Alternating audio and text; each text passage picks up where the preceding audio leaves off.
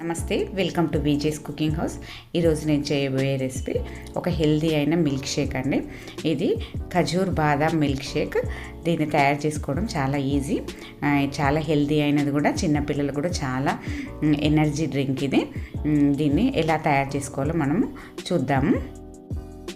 ముందుగా నేను ఇది డేట్స్ తీసుకున్నానండి. ఇవి ఇలా మీరు ఏవైనా తీసుకోవచ్చు.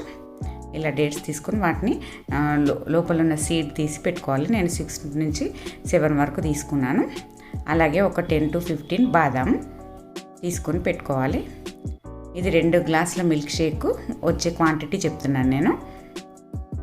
6 to 7 ఖర్జూర, ఒక 10 to 15 బాదాం.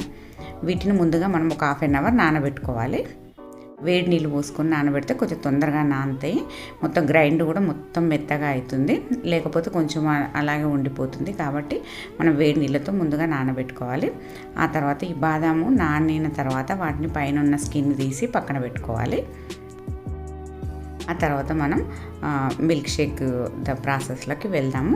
ముందుగా నేను ఒక మిక్సింగ్ జార్ తీసుకొని దాంట్లో మనం ఈ నానిన ఖర్జూర ఉంటుంది కదా, వీటిని వేసుకోవాలి. తర్వాత దీంట్లోనే బాదాం కూడా వేసుకొని ముందుగా వీటిని గ్రైండ్ చేసుకోవాలి. ఇది కొంచెం పేస్ట్ లాగా అయితే మనకు పాలలో మొత్తం కలిసిపోతుంది అనమాట.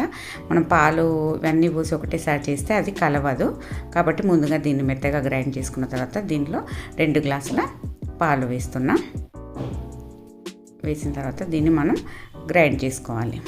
కొంచెం చాలాసేపు చేయాలి. చేస్తే అది మొత్తం కలిసిపోయేలాగా. దీంట్లో నేను 1 స్పూన్ తేనె వేస్తున్నా. తేనె అనేది ఆప్షనల్, మీరు వద్దనుకుంటే అవాయిడ్ చేయొచ్చు. దీన్ని మనం గ్రైండ్ చేసుకోవాలి. మొత్తం పాలు, డేట్స్, బాదాం మొత్తం కలిసేలాగా బాగా గ్రైండ్ చేసుకొని సర్వ్ చేసుకోవడమే. ఈజీగా తయారీ ఎనర్జీ మిల్క్ షేక్ను మీరు మీ ఇంట్లో తప్పక ట్రై చేసి చూడండి. ఈ రెసిపీ నచ్చితే లైక్ చేయండి, షేర్ చేయండి, కామెంట్ చేయండి. అలాగే నా వీడియో ఫస్ట్ టైం చూస్తున్నట్లయితే సబ్స్క్రైబ్ చేసుకోండి. పక్కనే ఉన్న బెల్ ఐకాన్ని క్లిక్ చేయండి.